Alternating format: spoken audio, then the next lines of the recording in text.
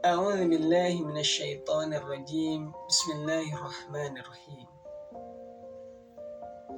Dengar musik saat naik senia, sambil makan tahu dari bunia. Lagi asyik mengejar dunia, tahu-tahu meninggal dunia.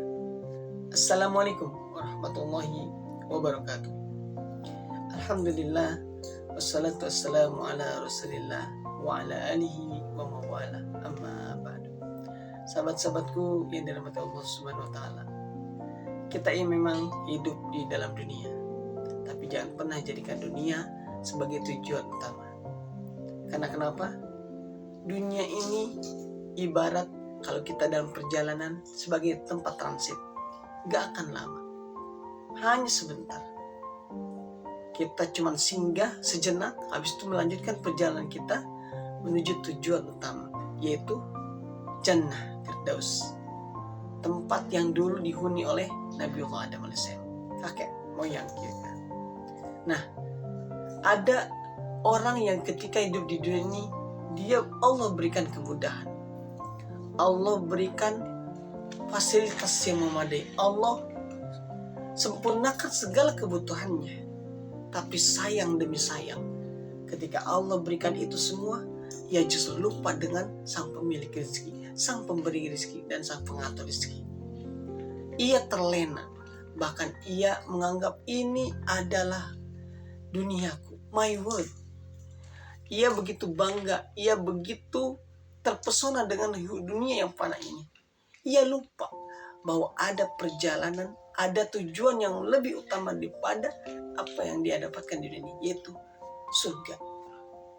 Dan ketika Allah berikan itu, teman-teman, ketika Allah berikan segala kenikmatan dunia padanya, sejatinya ada yang itu benar-benar karunia dari Allah, tapi ada juga yang ia merupakan istidraj. Kalau bahasa kitanya itu jebakan Batman, di mana seseorang akan merasa, wih, saya ini adalah orang yang lebih dibanding yang lain. Saya adalah orang yang dikasih kebahagiaan oleh sang pemilik dunia. Saya adalah orang yang senantiasa diberikan apa yang dimau. Ia semakin dikasih, Allah kasih, ya kabulkan keinginannya. Ia ingin A, Allah kasih. Ia ingin B, Allah beri. Sehingga kesenangannya di dunia semakin bertambah, semakin bertumbuh rasa cinta terhadap dunia. Dan itulah yang disebut dengan istidraj. Lain ceritanya kalau misalkan ketika Allah kasih kenikmatan, harta, kemudian tahta, tapi ia jadikan sebagai tunggangan kendaraan untuk bisa meraih ridha Allah, maka itu adalah bagian daripada kenikmatan yang ia manfaatkan untuk sesuatu yang lebih bermanfaat. Sebagaimana dulu para sahabat radhiyallahu anhum, mereka memiliki harta, infakkan. Untuk apa? Untuk peperangan, untuk Rasulullah, untuk akomodasi dalam rangka mobilitas para sahabat berperang.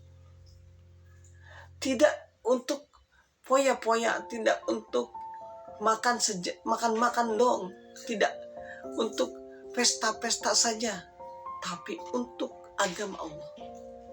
Nah, teman-teman yang dirahmati Allah Subhanahu wa taala, daripada kita terjebak dengan dunia ini, maka kita harus senantiasa mawas diri, waspada.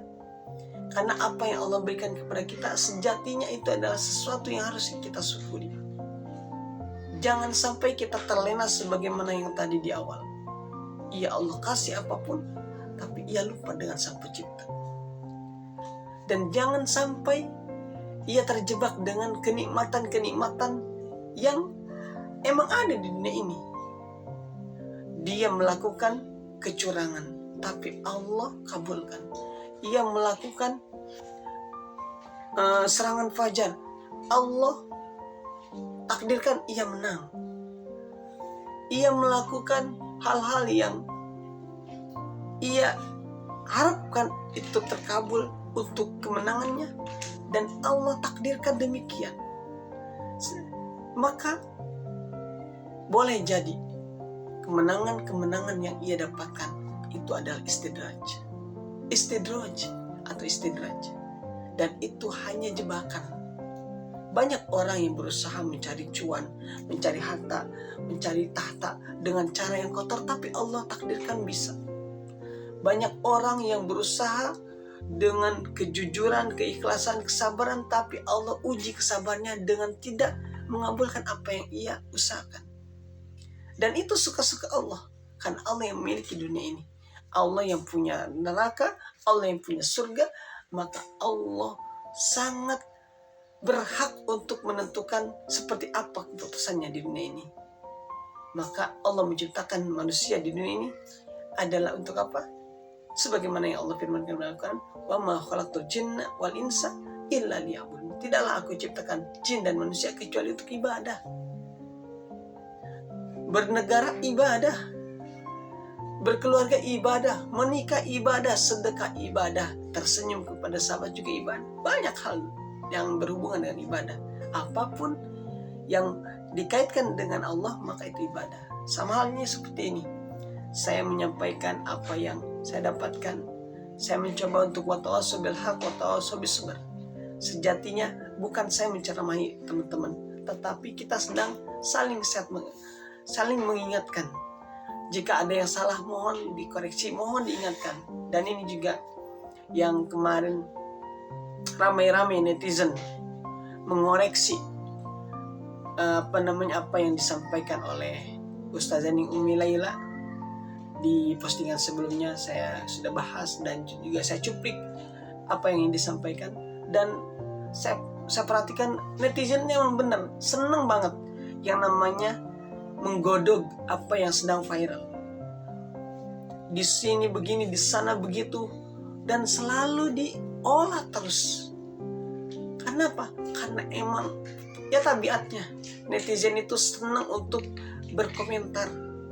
Kalau komentarnya baik ya alhamdulillah, tapi kalau komentarnya jelek, buruk, justru mencaci bahkan memaki, maka ini sejatinya menjadi hal yang tidak diinginkan dan tidak seharusnya dilakukan. Adapun apa yang terjadi dengan Ustazah Ning Umi Laila pun juga dengan Haji Roma Irama, sejatinya itu bagian daripada pengaturan Allah Subhanahu wa taala. Sudah ditulis sama Allah. Siapa yang berkomentar, siapa yang menyikapinya dengan baik, siapa yang berhusnuzan kepada keduanya, sudah Allah ketahui, sudah dicatat rakib dan atid. Dan kita sebagai seorang manusia yang beriman kepada Allah dan Rasulnya, maka kita harus tahu kodo dan qadar. Kita harus mengikuti apa yang disampaikan Rasulullah. Berbaik sangka, jangan berburuk sangka. Karena berburuk sangka ujung-ujungnya adalah dosa. Tapi ketika berbaik sangka, maka ujung-ujungnya adalah ukhuwah, kebersamaan. Dan itu yang harus kita kedepankan. Nah, teman-temanku yang dirahmati Allah Subhanahu wa taala, kembali lagi kepada topik kita, bahwa dunia ini hanya sejenak semata. Bahwa kita di dunia ini hanya mampir doang, nggak lama.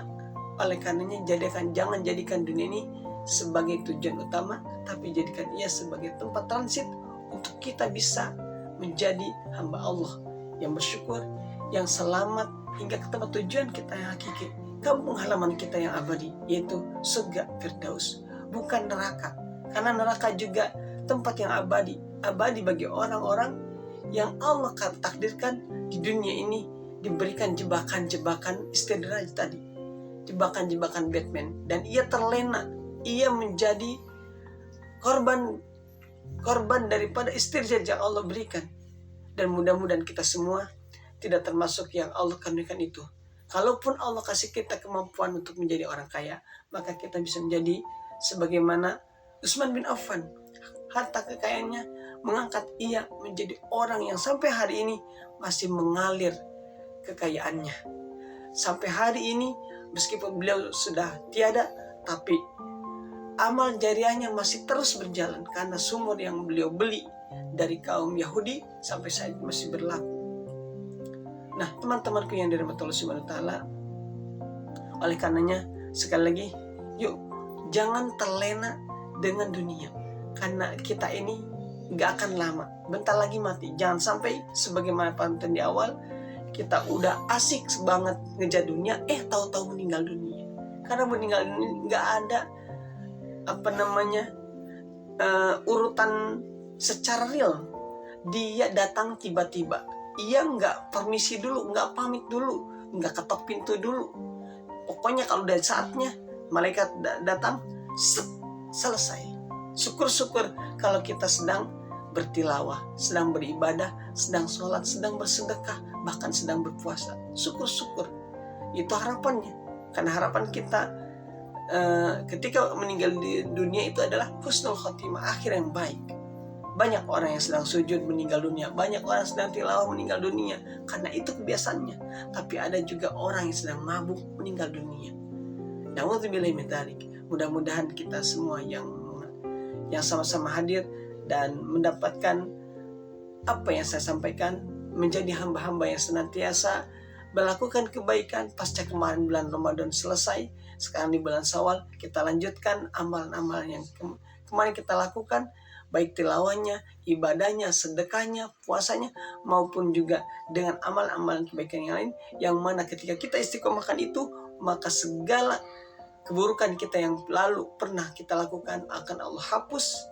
Karena itu bagian daripada apa yang Allah janjikan dalam Al-Quran, innal hasanat yudhibnas sayiat. Segala yang baik itu akan menghapus segala-gala yang buruk.